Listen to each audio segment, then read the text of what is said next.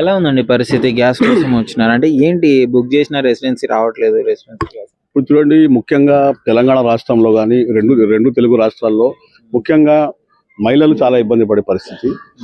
హాస్టళ్ళు, హోటళ్ళు, రెస్టారెంట్లు ఇబ్బంది పడే పరిస్థితి. నేను చెప్పడం ఒకటే ఏంటంటే, ఒక దేశ ప్రధానమంత్రికి కనీస అవగాహన లేకుండా, ఇది ముందస్తు చర్యలు తీసుకోకుండా, యుద్ధం వచ్చే ప్రక్రియలో ముందే మరి అందరినీ పిలిపించి మాట్లాడి వాళ్ళకు ఆయా రాష్ట్రాలకు స్టాకులు అందిస్తే ఈ సమస్య రాకపోయేదేమో నా అంచనా ప్రకారం. కానీ ఈరోజు ఏమైపోయిందంటే, ఈరోజు మోడీ మన ట్రంప్ తొత్తుగా మారిపోయాడు. ట్రంప్ ఏది చెప్తే అది చేసే పరిస్థితి ఉంది. అంటే ఏంది, అతను ప్రధానమంత్రి లేకపోతే ట్రంప్కి సేవకుడా అనే విషయం ఇక్కడ అర్థం కాని పరిస్థితి. ఇక్కడ చెప్పడం ఏంటంటే, ముందు ప్రజలు ఇబ్బంది పడకుండా ఒక దేశ ప్రధానమంత్రి ముందుగా ఏం చేస్తాడంటే, ప్రజలకు ఇబ్బంది సౌకర్యార్థం వారికి కావాల్సిన స్టాకులన్నీ పంపించేసి దేశం ఆర్థికంగా ఇబ్బంది పడకుండా, సంక్షోభం పడకుండా, ముందస్తు చర్యలు చేపట్టకుండా ఇవన్నీ ఈరోజు ఎక్కడో యుద్ధం జరిగితే మన దేశంలో ఆర్థిక మాంద్యం పెరిగే పరిస్థితి ఉంది. ఎందుకు ఆ అవసరం ఎందుకు వచ్చింది? సోషల్ మీడియాలలో మేము మా దేశం దూసుకోపోతుంది, మోడీ దూసుకోపోతుంది అని చెప్పేసి ప్రచారాలు తప్ప బీజేపీ వాళ్ళు చేసేది ఏమీ లేదు.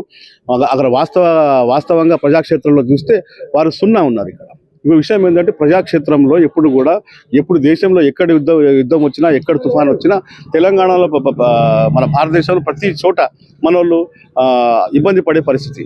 అంతకుముందు కూడా ఇట్లనే కరోనా వస్తే ఇంజక్షన్లు అన్నాడు, ఆ ఇంజక్షన్లతో చాలా మంది చచ్చిపోయినారు.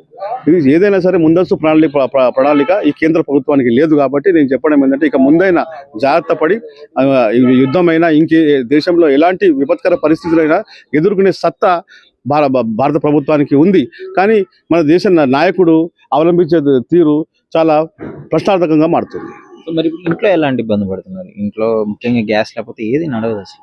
చూడండి, మధ్యతరగతి ఒక కూలీ నాలి చేసుకునే వాళ్ళు కానీ, మధ్యతరగతి అందరూ 20 వేల జీతాలు, కనీసం చాలా జీతాలు, వాళ్ళు ఎక్కడి నుంచి పోయి 4,000 పెట్టి 5,000 పెట్టి కొంటారు? ఈ ప్రధానమంత్రికి కొంచెమైనా అవగాహన ఉండాలి. రాజకీయ అవగాహన ఉందా, లేకపోతే ప్రజల పట్ల అవగాహన ఉందా? ప్రచారాలు కాదు చేసేది, వాస్తవంగా ప్రజల్లోకి వెళ్ళి ప్రజల అవసరార్థం, ప్రజల సౌకర్యార్థం చూడాలి. ఇది కాదు దేశాలు తిరిగి అలా 10 లక్షల సూటు బూట్లు వేసుకొని అలా తిరిగి వచ్చేసి నేను దేశం వెలిగిపోతుంది కాదు. దేశం వెలిగిపోవాలంటే అయ్యా, నువ్వు ముందస్తు ప్రణాళిక నీ దగ్గర లేదు, ముందస్తు చర్య నీ దగ్గర లేదు. కాసేపు ట్రంప్ బెదిరేగానే భయపడతావు ఎందుకు? గతంలో ఇందిరాగాంధీలు, ఎన్నో ప్రధానమంత్రులు, ఐకే గుజరాల్, వీళ్ళందరూ అసలు మూడవ దేశ జోక్యం మన భారతదేశంలో ఉండొద్దని హెచ్చరికలు చేశారు. కనీసం నువ్వు ఆ హెచ్చరికైనా చేసావా? చేయలేదు. ట్రంప్ ఎట్లా చెప్తే అట్లా వినే పరిస్థితి ఉన్నది.